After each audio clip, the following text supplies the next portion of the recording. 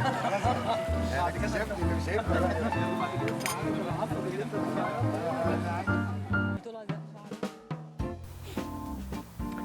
welcome to Cappy Calculations. My name is Eric. Today is Monday afternoon, right before Thanksgiving, and it's a gorgeous afternoon, and I decided to do my calculation today in my own backyard. So we'll be doing the basic derivation of the slope, the difference between 2 points on a graph, and how we can calculate the rate of change between them. So, before we get going, let me remind you, if you enjoy our content, please like, share, subscribe. And for those members who are looking for something a little bit more or just enjoy our content, please follow the link over to our Patreon page and become a member for all of our member benefits. Today's calculation will be on derivation of the slope formula. It's m, and m is used traditionally a lot in most math books as referencing the slope. So m, in conceptual terms, rise over run, and that is equal in mathematical terms y2 minus y1 all over x2 minus x1. Okay, so now let's start to figure out how we can actually arrive at this formula. So first thing we're going to do is we're going to draw a Cartesian coordinate system. And the coordinate system is just 2 axes. Notice that I have arrows pointing to the top and I have arrows pointing to the right. Those arrows signify the positive directions. Now you may see in math books all directions are with arrows, and it still usually means conventional that right is positive and up is positive, but you can do anything you want. I just do it this way so I'm reminded, and anybody that looks at my notes knows which way I'm assuming is positive. Anyways, back to our point. So to get to the slope derivation, we want to have the rate of change between 2 points.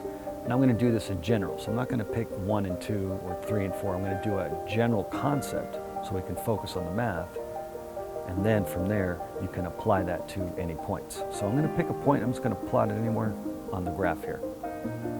And I'm going to drop down a dotted line, and I'm going to call that's the x1 position. That x1 could be positive or negative. I'm going to do a horizontal line, and I'm going to call that y1. Same rules, it could be anywhere on the y-axis. That is x1, y1, that is our first point. Now I'm going to just plot another point. I'm going to put it over here, and I could have picked it anywhere. I'm going to do the same thing. I'm going to drop it down, except this one I'm going to call x2, just to clarify a difference from the first one. And I will do the same thing from this one, and this will be y2. Okay, so now we have 2 points.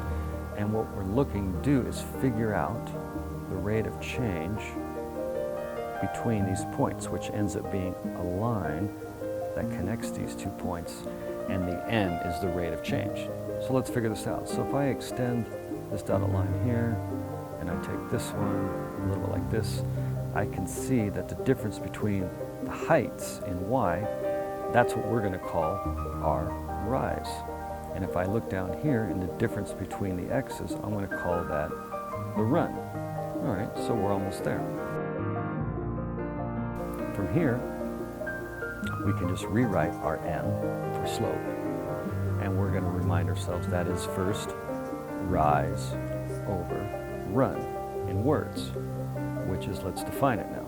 Well, the difference between y1 and y2 is the subtraction of whatever points they were.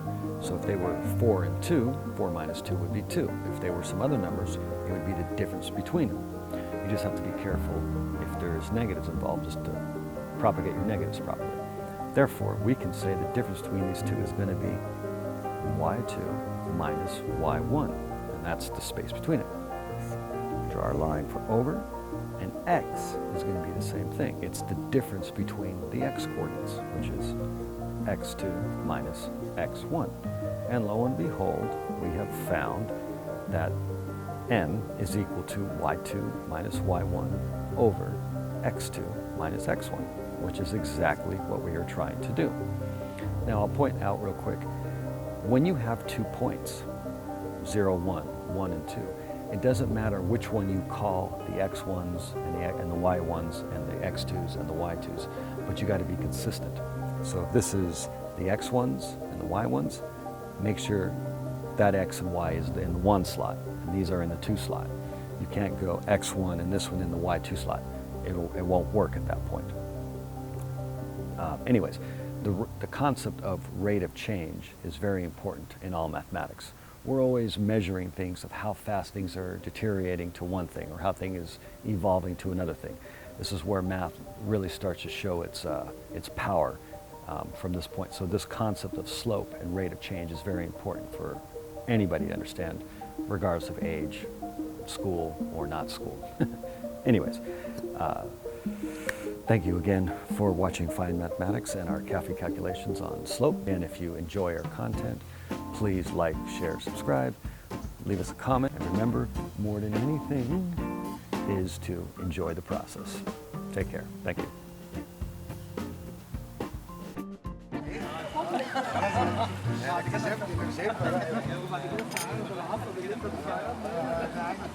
طولها شعرها زي